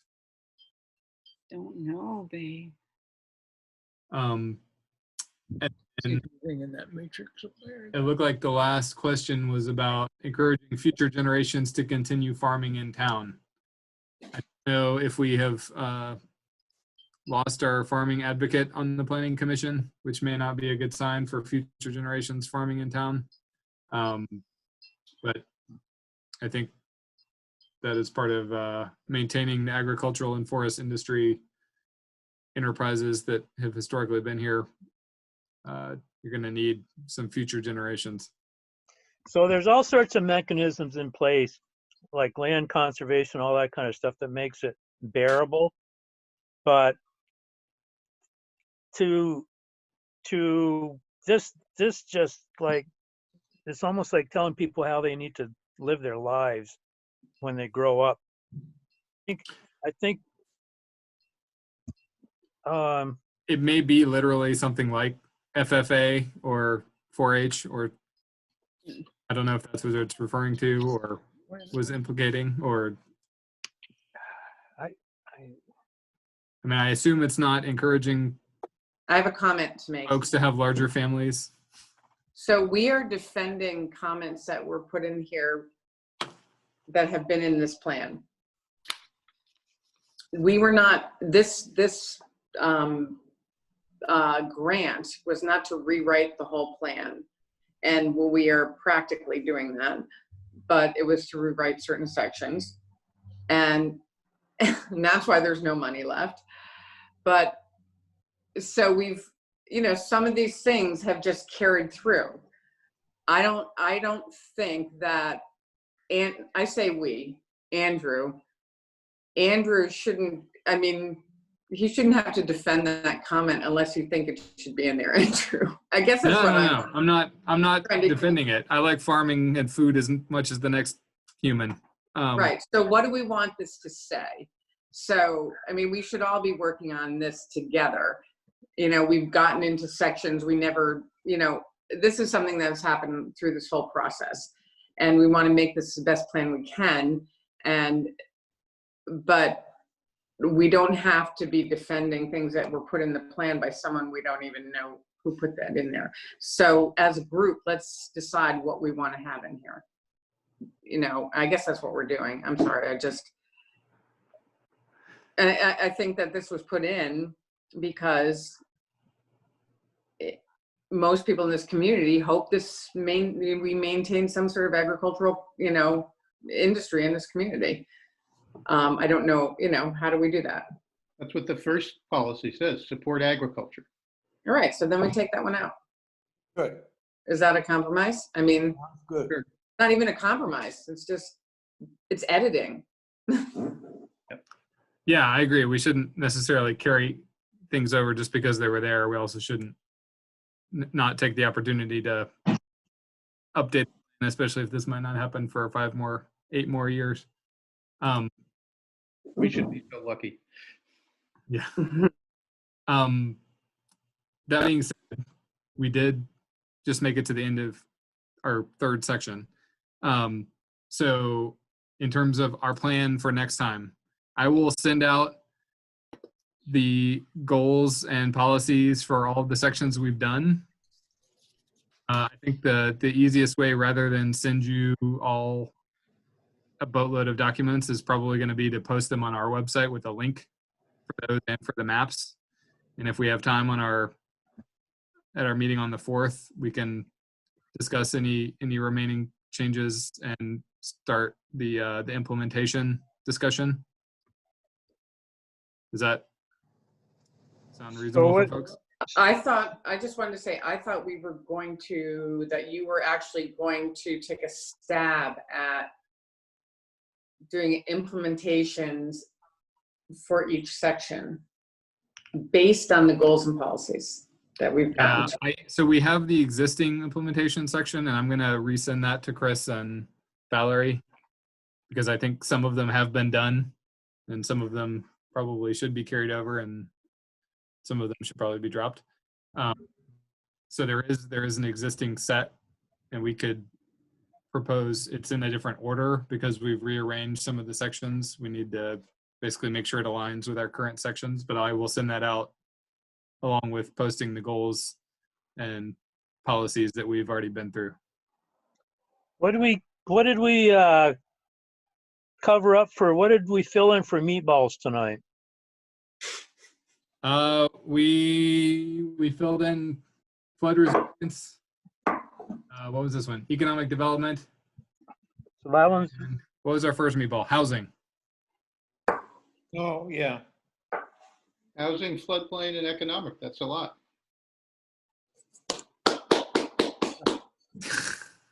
Am I muted? No.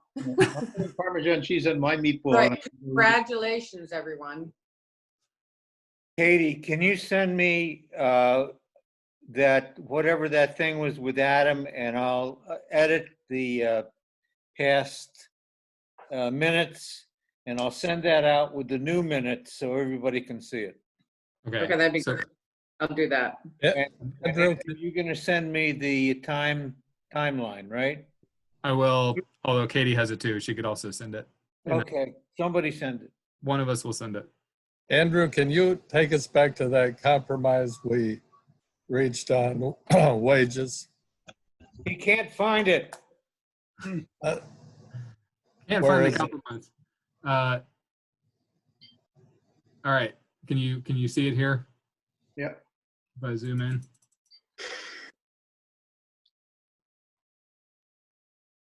Okay. We'd also talked about changing that to attract and support. But if Okay. How about if it's businesses instead of employers? businesses would be fine, but I want to add another word too. And when feasible. I got that. I've got it here. I'll leave it in there. I'm adding something after. Oh, okay. Sorry. And when feasible, between feasible and higher, add the word aspire. For higher wage, take out the word than, I mean.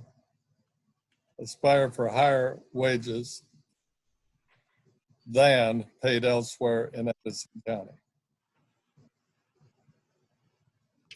Just to show we're aspiring for ever higher elevations of goals. It's like the Olympics of wages here. Yes. Okay.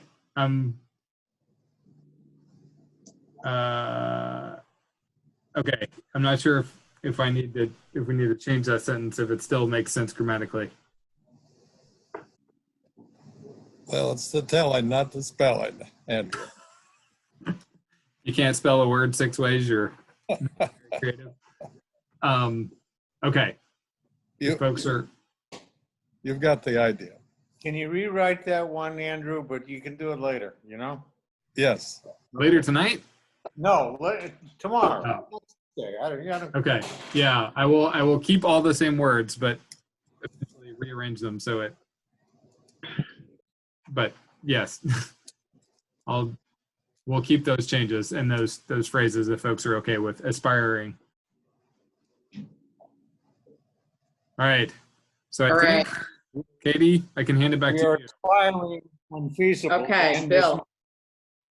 Bill Brown, I know you want to say something. Oh, I will stop sharing now. No, I'm good. No, I don't have adjournment on there. Oh. So I guess we can't do We it. can never adjourn? I don't think so. Anyone want to make a motion? Move to adjourn. All in favor? All right. Okay. Yeah, I came back. Remember to send me that stuff. I will, I got it. Okay, thank you, everybody. I think we're done for tonight. Bye. All right. Right. Thanks, Thank you. everybody. Thank you, Andrew. See you in a couple weeks. Thanks, Andrew. Good job. Thanks for everybody for hanging in there. Yep. Good job.